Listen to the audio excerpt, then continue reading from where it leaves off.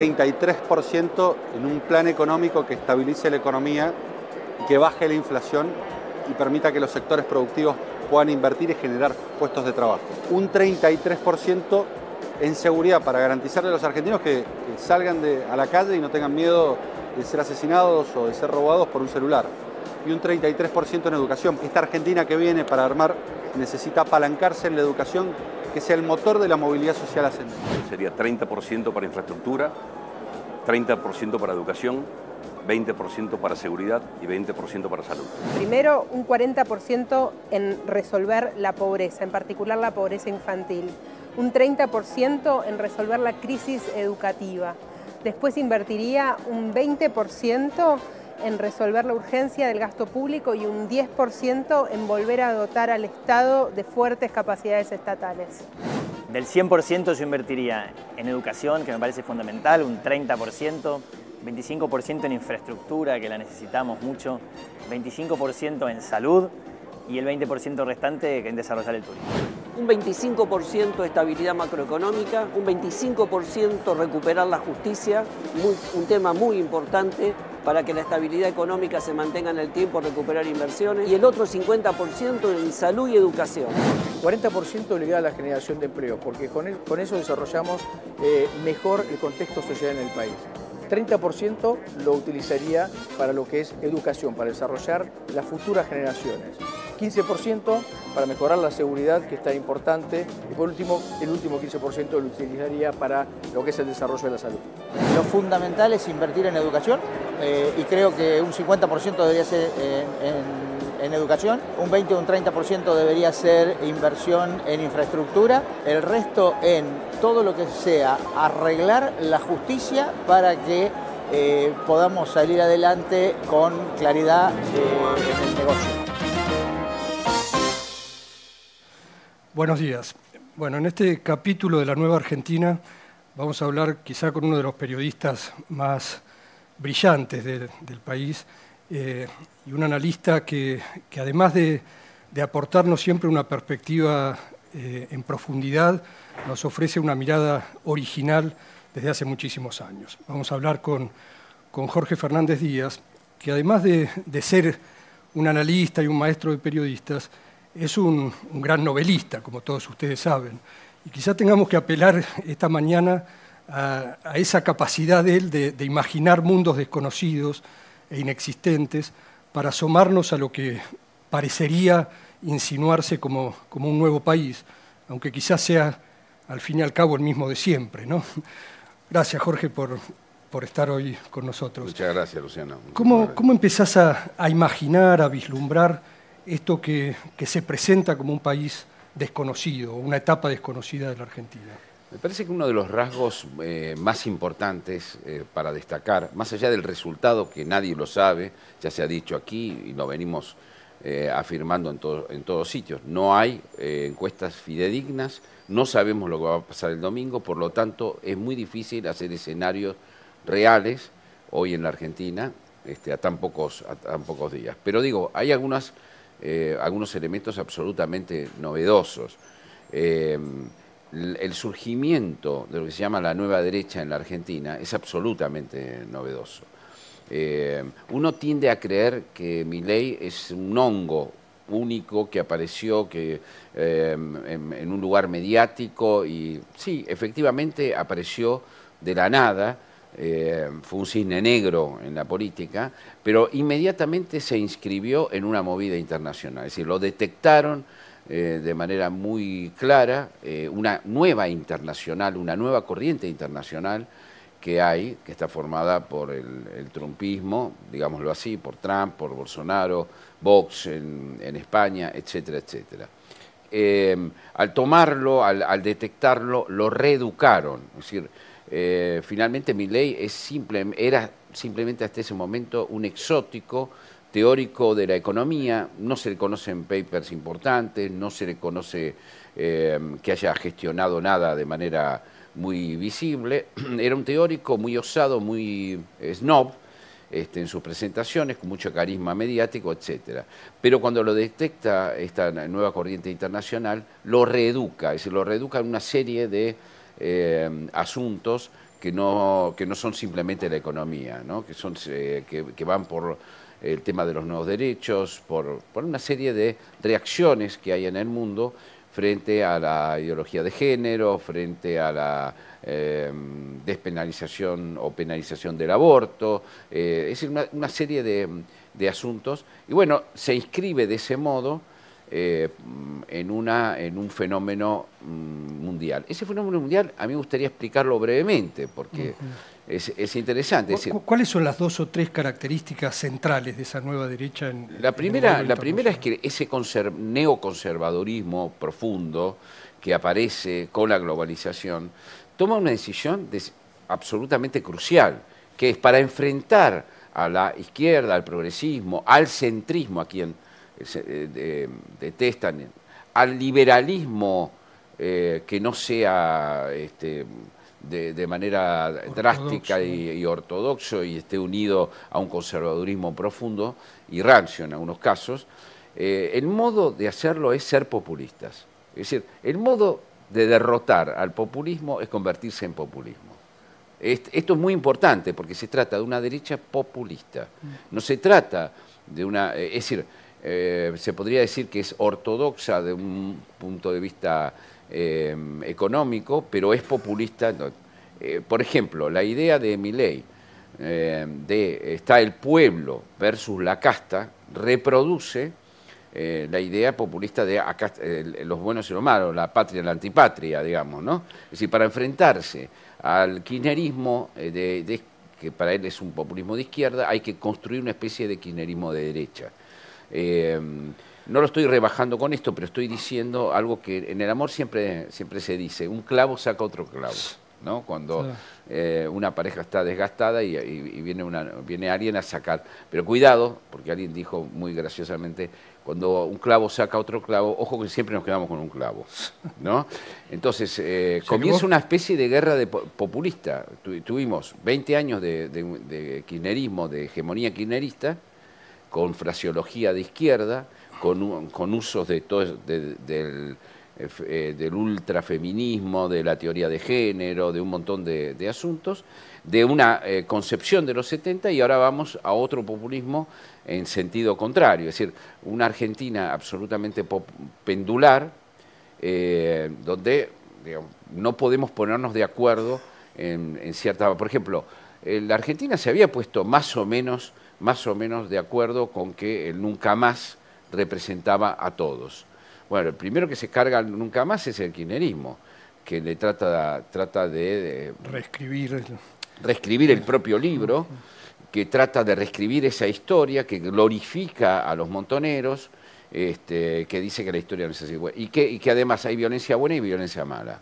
Eso es lo que subyace dentro de lo que hizo el kirchnerismo con esto. Bueno, es decir, ataca al kirchnerismo la base de la democracia creada en 1983. Viene Milei a decirnos que no, que hay que ver los 70 de otro modo, que hay que verlo con los argumentos de Macera, como expresó en el debate. Es decir, los dos atacan las bases de la democracia, como si la democracia además fuera el problema, que esto está muy instalado en la Argentina, al final, o se va instalando. La democracia es el problema. No, la democracia no tomó decisiones macroeconómicas, la democracia no hizo el déficit fiscal, la democracia no decidió que haya una hambruna y una pobreza generalizada. La democracia no hizo nada de eso. La democracia es simplemente un sistema. Los que lo hicieron son personas, son grupos políticos, son técnicos que fallaron, pero la democracia no tiene nada que ver con esta historia. Jorge, entonces vos decís que entre el kirchnerismo y Milei habría un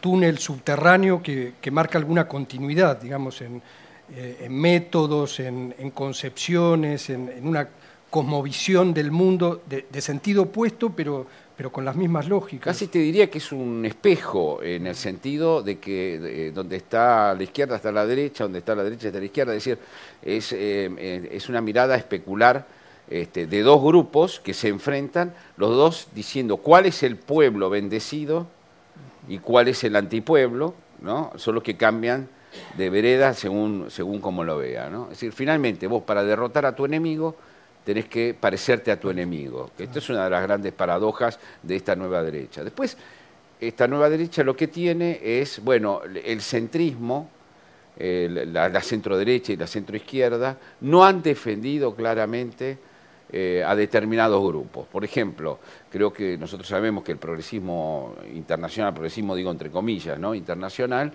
se ha vuelto cancelador, se ha vuelto, ha creado una serie de imposiciones, cancelaciones y una especie de inquisición, a ver qué decís, qué no decís, etcétera, muy fuerte.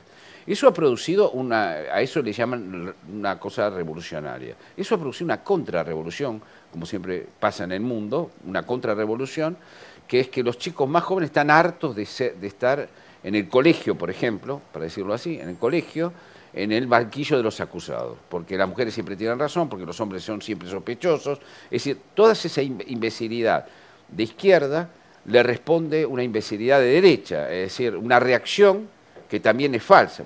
Los hombres no son per se inocentes ni culpables. Entonces, esto que se está produciendo en todo el mundo también se produce entre los jóvenes argentinos y engancha, por eso es que Milei viene a recoger este fenómeno también entre los jóvenes, dentro de un país que, bueno, a ver, yo lo que quiero decir es esto: Bolsonaro y Trump se desarrollaron de manera muy destartalada, creando enemigos todo el tiempo, creando al periodismo como enemigo, desconfiando en el fondo, como todo populismo, de los frenos institucionales, etcétera, en una polarización exacerbada, digamos, y no terminaron bien, ni Trump terminó bien.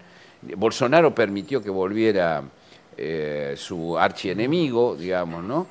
Es decir, esa nueva derecha trumpista, en nombre del liberalismo, malversándolo también, porque el liberalismo es muchas otras cosas que no son estas, no ha producido una buena...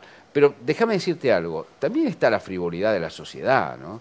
Este evento que está haciendo en este momento La Nación, yo vine hace 4 años. Había ganado Alberto Fernández, yo lo había conocido muchísimo, Alberto Fernández. En ese momento, para recordar un poco en perspectiva, la sociedad votó frívolamente por Alberto Fernández y repuso a Massa, a Alberto Fernández y a Cristina Kirchner en el poder.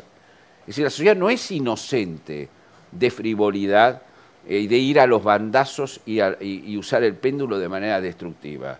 El plan que tenía hace un año el kirchnerismo era salir rápidamente adelante, porque era facilísimo económicamente para ellos mejorar las cosas, creyeron que en un año la tenían mejorada, ganar al año siguiente las elecciones de medio término, y luego ir a por todo, crear un nuevo orden, ir a por los medios de comunicación, ir a por la justicia. Ese era el plan que votó la sociedad argentina hace 4 años. Es decir, la sociedad argentina hace 4 años había cometido un grave error. Un grave error. Yo no soy un demagogo, a mí me importa un poco los que me digan que no respeto. Sí, yo respeto institucionalmente el voto, lo respeto. Ahora, yo no me voy a comer la galletita de que lo que nos pasa a la Argentina es meramente un problema de la dirigencia, es un problema de la sociedad. La sociedad no entendió que hay un camino difícil para salir de donde estamos, y ahora viene otro camino difícil, y que actúa con frivolidad. Yo escucho a mucha gente hoy decir, bueno, al menos Milei no nos traicionó. Bueno, o no podemos estar peor. Solamente alguien que no vivió la hiperinflación de Alfonsín y de Menem, o el 2001 en carne propia, puede decir que no podemos estar peor. Sí, podemos estar peor. Es decir, hace 4 años se cometió un terrible error. La sociedad tomó, sí, me atrevo a decirlo, no me creo elite, no me creo nada, pero me atrevo a decir que un acto de irresponsabilidad absoluta de la sociedad argentina, que estamos pagando hoy las cuentas de esa irresponsabilidad hace exactamente 4 años. Entonces, cuidado con lo que vamos a hacer, porque no podemos ir de frivolidad en frivolidad, porque cada vez que tomamos una decisión frívola nos vamos hundiendo un poco más. Y después decimos, che, ¿qué pasó acá? No, fuimos nosotros los que pusimos a Alberto Fernández, los que repusimos a Cristina Kirchner, después de todo lo que sabíamos de Cristina Kirchner, los que pusimos al señor Massa, que es uno de los grandes inescrupulosos de la política argentina. Nosotros lo pusimos, la sociedad argentina lo puso, ¿no? Y cuidado con lo que vamos a hacer ahora, ¿no? ¿Vos percibís que estamos en las vísperas de una decisión probablemente irresponsable en términos... Sí, probablemente irresponsable. Escucho, cuando veo los focus group, veo irresponsabilidad, facilismo, magia. Veo que se puede salir que yo entiendo el agobio, toda la parte, no estoy hablando de toda la parte del agobio, por supuesto, el agobio es terrible, la tristeza, el miedo de la gente es terrible. ¿Cómo no va a ser si la Argentina está en un barranco y en un incendio? Pero después hay frases que surgen en la conversación diaria que son frívolas, que uno, digamos, finalmente seguimos siendo una democracia muy adolescéntrica, para usar un término que usan los intelectuales de Milei, ¿no? Nos tienta esta idea de la solución mágica, ¿no? Y rápida. Viene uno nuevo, que por lo menos, que la virtud que tiene, que es nuevo. No hay ninguna novedad, ninguna virtud en que alguien sea nuevo, necesariamente. Es nuevo, pero viene con barrio nuevo. Bueno, además viene con barrio nuevo, etcétera. Después, por supuesto, habrá que analizar los errores que cometió Juntos por el Cambio, que no creo que sean... Un poco en ese punto... Pocos. Para ir redondeando, te preguntaría, lo has contestado un poco a lo largo de la charla, pero ¿Milei es hijo de quién? ¿Quién ha engendrado a Milei? El kirchnerismo. El kirchnerismo ha engendrado a Milei. El peronismo, con su prédica y su colonización mental durante años, generó un mira, en el 2001 se creó, Néstor Kirchner entendió que había que crear un anti-Menem, que eso es lo que estaba en la sociedad, un anti-Menem. Hoy hay un anti-Kirchner que se ha creado, y se ha creado por los errores del kirchnerismo. Sí veo que hay algo positivo dentro de todo esto, que es que creo que la mayoría de la gente entendió que el viejo modelo del peronismo, el viejo modelo del Estado presente, el Estado total, todas esas cosas que se dijeron, que el Estado además nunca estuvo presente, fue derrotado por la realidad. Es decir, hay evidencias hoy de que el modelo sostenido y predicado por el peronismo fracasó. Y eso me parece que sí nos da una nueva oportunidad de revisar, porque el modelo estaba muy metido y se había convertido en una especie de sentido común en la Argentina. Y ese sentido común estalló en mil pedazos. Este gobierno tuvo con su fracaso la virtud de destruir su propio imaginario. Ahora, Jorge, da la impresión de que esta oposición republicana, como vos la definís siempre, llega más débil a la elección de lo que se hubiera pensado hace un año atrás. ¿Por qué se ha producido esa debilidad? ¿Qué errores propios han hecho que Juntos por el Cambio hoy no esté encarnando la alternativa natural a este modelo agotado y fracasado? Creo que lo principal es que Juntos por el Cambio carga con la idea de que su gobierno fracasó. Este es digamos, el 90% del problema que tienen los candidatos de Juntos por el Cambio es que le achacan que hace 4 años le fue mal en la economía. Yo creo que ese gobierno de Cambiemos tuvo cosas buenas y cosas malas. El problema es que las cosas buenas no la sociedad argentina no las ha procesado como buenas, simplemente lo ha despachado. Este no funciona, vamos a despacharlo, esto lo vamos... la idea de despachar también es muy frívola. Hay mucha gente desconectada del mundo de la política. Uno tiende a pensar que los desconectados de la política viven en la vida real, está bien. Eso se vio, por ejemplo, con el primer debate, cuando analizábamos las grandes preguntas que se hacían en Google desde los teléfonos. Lo vieron 10 millones de personas, más o menos, ese debate. En general, si vos unís todo el rating de la televisión politizada a full, cuando pasa algo a full, son 10 millones de personas. Acá hubo 10 millones más que nunca ven ni La Nación Más, ni TN, ni Telenoche, nada. Nada de eso, ¿no? Y esas 10 millones de personas, ¿qué preguntaban durante el debate? ¿Qué es el PBI? Le preguntaban a sus teléfonos. ¿Qué es el FMI? ¿Qué son los montoneros en la Argentina? Es decir, gente que está totalmente despolitizada, que de repente se conecta, anda a saber qué es lo que mira muchas veces la actitud, cómo se dicen las cosas más que lo que dicen, y esa gente creo que forma un voto que se llama voto en construcción, es la que va a dar la gran sorpresa del domingo, para un lado o para otro. A lo mejor lo convierte a Milei en presidente instantáneamente, o a lo mejor no, o a lo mejor lo mete a Massa más competitivo, pues sería increíble dada su performance económica y política, o por ahí la mete, no sé, creo que vamos a vivir un domingo electrizante, porque hay un segmento enorme que no puede ser encuestado que va a tomar esa decisión. Esa gente, mucha de esa gente, automáticamente cuando sufre por algo, no le dan ninguna oportunidad más. No es como en otros países donde, bueno, a veces el PP en España le fue mal, bueno, viene el PSOE, pero después viene el PP de vuelta, porque el PSOE se manda alguna macana, pero es votar. Es decir, es una sociedad más madura que no destruye, no despacha inmediatamente los proyectos porque hayan tenido una mala gestión histórica en determinado momento, ¿no? Jorge, aún con todos los interrogantes y todas las dudas que tenemos a 72 horas de la elección, ¿mirás el futuro con esperanza o con pesimismo? ¿Tenés una expectativa positiva o te cuesta imaginar el futuro con esperanza? Es una pregunta existencial, que yo me la hago todos los días, ¿no? Creo que es una gran noticia que el modelo que nos trajo a esta decadencia finalmente haya entrado en el imaginario de manera traumática y la gente diga, no quiero más esto, no quiero comerme más estas supuestas ideas progresistas, nacionalistas, etc. No funcionaron, punto. En ese sentido, parecería ser la caída del muro de Berlín del modelo peronista, ¿no? Y entonces eso es realmente es una oportunidad interesante para la Argentina. Ahora, lo que viene para la Argentina es más sufrimiento. Y sabemos bien que el sufrimiento en el pasado se lo quisieron sacar de encima. No hay forma de que nos saquemos de encima. Somos enfermos terminales, no terminales, pero somos enfermos graves, muy graves, que tienen que operarnos, o sea que vamos a sufrir para seguir viviendo, y que no hay forma de evitar el sufrimiento. Esperemos que los cirujanos lo hagan lo mejor posible, pero va a haber un fogonazo inflacionario, va a haber devaluaciones, va a haber momentos muy delicados, y sobre todo, quien gobierne va a tener que tener en cuenta algo que no tuvo en cuenta Cambiemos cuando llegó, que estaba como preparado para distintas cosas, pero no estaba preparado para enfrentar las mafias.